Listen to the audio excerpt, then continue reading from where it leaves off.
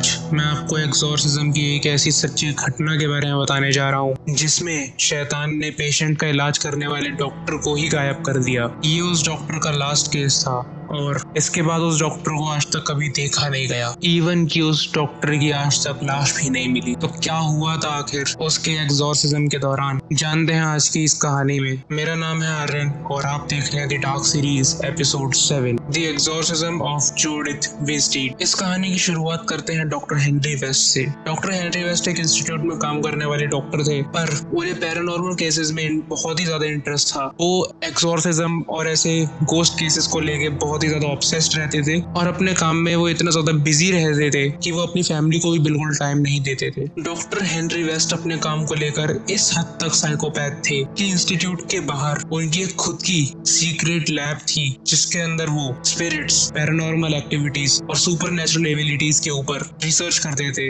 उनके पीछे साइंटिफिक कारण खोजने की कोशिश करते थे। उन्होंने अपनी रिसर्च के 30 से ज्यादा आर्टिकल्स पब्लिश करे मैगजीन्स में और वो बहुत ज्यादा पॉपुलर भी हुए। डॉक्टर हेनरी के साथ काम करने वाले कई सारे रिसर्चर्स ने बताया कि वो जिस इंस्टीट्यूट में डॉक्टर हेनरी के साथ काम करते थे उन्हें रोजाना वहाँ पे कई सारी पैरानॉर्मल एक्टिविटीज महसूस होती थी और वो उस इंस्टीट्यूट में कई सारे ऐसे लोगों से मिल भी चुके हैं जिनके पास सुपरनैचुरल और टेलीकिनेसिस की पावर्स थी। लेकिन एक दिन डॉक्टर हेनरी के पास एक ऐसा केस आता है जिसकी मिस्ट्री को सॉल्व करने का खामियाजा उन्हें अपनी जान देकर चुकाना पड़ा। ये केस था जूडिथ वेस्टीन का, जिसे उसकी बहन मार्गरेट वेस्टीन डॉक्टर हेनरी के पास ट्रीटमेंट के लिए लेकर आती है। मार्गरेट बताती है कि जूडिथ के साथ 35 साल की उम्र में एक ऐसा एक्सीडेंट हुआ था जिसके बाद उसकी पूरी लाइफ बदल गई। उस एक्सीडेंट का जूडिथ के ऊपर इतना ज्यादा खतरनाक असर हुआ कि उसका व्यवहार पूरी तरह से बदल गया। वो कॉन्स्टेंटली लोगों को अजीब अजीब नजरों से घूर घूर के देखा करती थी। उसने खाना पीना और घर से बाहर जाना भी छोड़ दिया था। मार्गरेट को अपने घर में कई तरह की पैरानॉर्मल एक्टिविटीज होने का एहसास हो रहा था, इसीलिए वो जूडिथ को लेकर डॉक्टर के पास आई है। डॉक्टर्स और रिसर्चर जूडिथ के ऊपर अपनी रिसर्च को स्टार्ट करते हैं, जिसमें पहले रिसर्च के दौरान वो बस जूडिथ का इंटरव्यू ले रहे होते हैं, जिसमें जूडिथ बस अपने बारे में थोड़ा ही बताती है कि वो मैरिड नहीं है और उसके पेरेंट्स भी नहीं है। इतना बताते ही जूडिथ की नाक में से खून आने लगता है और वो डॉक्टर्स और रिसर्चर्स के ऊपर हमला कर देती है। अपनी सेकंड रिसर्च के दौरान जूडिथ ने बिना छुए कई सारी चीजों को मूव कर दिया था, मगर एक रात इस कहानी की सबसे डरावनी घटना घटती है जिसमें कैनेथ नाम की एक कॉलेज स्टूडेंट जूडिथ से सिर्फ कुछ ही मीटर्स की दूरी पे बैठी थी और स्मोक कर रही थी, पर अचानक से जूडिथ उठती है और बिना किसी चीज को छुए वो पूरे कमरे को तहस नहस करके रख देती है। कैनेथ इस चीज को देखकर बहुत ज्यादा डर जाती है और वो फौरन वहां से भाग जाती है। कैनेथ इस इंसिडेंट से इतना ज्यादा डर जाती है कि वो इसके बाद कभी भी उस इंस्टीट्यूट को ज्वाइन नहीं करती। इस घटना के बाद हर कोई जूडिथ से डरने लगता है और हद तो तब हो जाती है जब रिसर्चर्स जूडिथ की सिस्टर को कांटेक्ट करने की कोशिश करते हैं, पर उसकी सिस्टर कॉल उठाती ही नहीं है। मार्गरेट ने खुद को इंस्टीट्यूट के सारे रिसर्चर्स से डिस्कनेक्ट कर लिया था और जूडिथ की सारी जिम्मेदारी इंस्टीट्यूट के सारे रिसर्चर्स के ऊपर आ गई। उन दिनों ये केस इतना ज्यादा पॉपुलर हो रहा था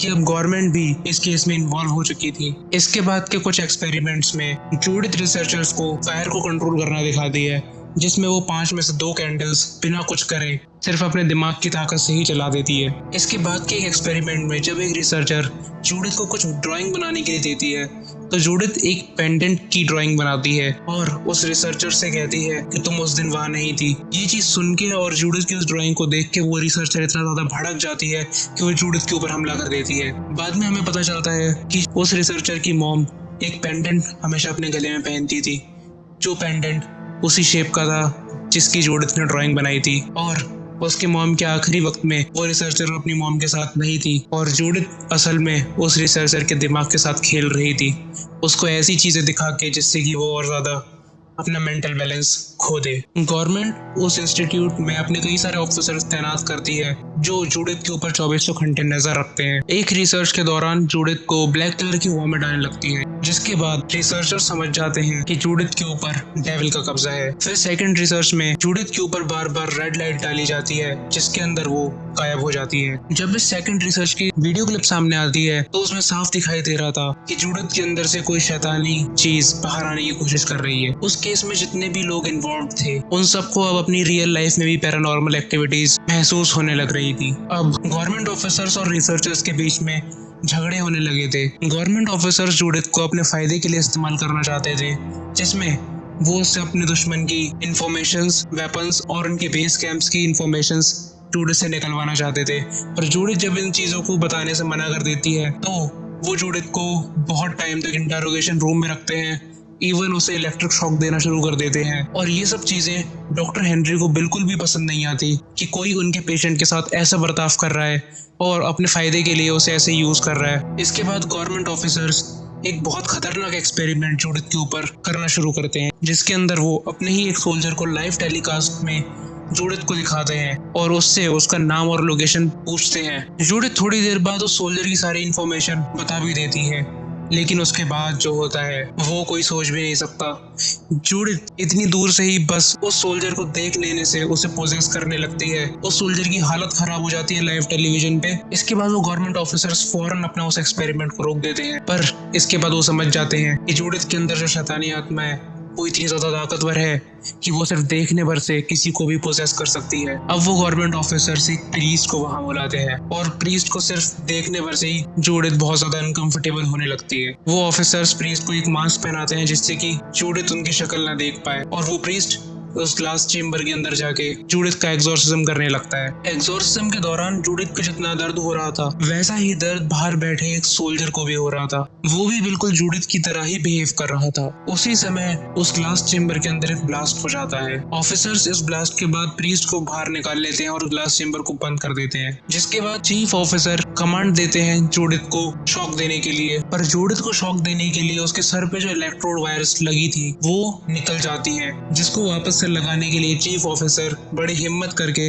जूडिथ के उस ग्लास के अंदर जाते हैं, और जैसे ही वो उसके सर पे उस इलेक्ट्रोड वायर्स को लगाते हैं जूडिथ जाग जाती है, और उसी के साथ रूम की सारी चीजें इधर उधर गिरने लगती हैं और सारे के सारे ऑफिसर्स बेहोश हो जाते हैं। सारे ऑफिसर्स के बेहोश होने के बाद जूडिथ को होश आ जाता है और वो अपने चारों तरफ जब देखती है तो बहुत ज्यादा डर जाती है, क्योंकि अब उसके अंदर का शैतान निकल चुका था। इसके बाद डॉक्टर हेनरी वेस्ट जूडिथ के पास चल कर आते और डॉक्टर हेनरी अपनी टेलीकिनेसिस की पावर से जूडिथ का हार्ट ब्लास्ट कर देते हैं, जिससे हमें ये पता चलता है कि जो डीमन पहले जूडिथ के अंदर था वो निकल के अब डॉक्टर के अंदर जा चुका है, और इस तरह से जूडिथ की मौत हो जाती है। 1976 में आखिरी बार डॉक्टर हेनरी को उस इंसिडेंट में देखा गया था। उसके बाद आज तक डॉक्टर हेनरी को किसी ने नहीं देखा। 1982 में डॉक्टर हेनरी को ऑफिशियली डेड घोषित कर दिया गया गवर्नमेंट के द्वारा। इस इंसिडेंट को 40 से ज्यादा साल हो चुके हैं, पर उस डॉक्टर के साथ क्या हुआ ये किसी को भी पता नहीं चला। अब यहाँ पर दो चीजें हो सकती हैं, या तो वो डॉक्टर अभी भी उस स्पिरिट के साथ इस दुनिया में कहीं घूम रहे हैं, या फिर उस स्पिरिट ने उन डॉक्टर को मार के अपने लिए कोई और शरीर ढूंढ लिया हो।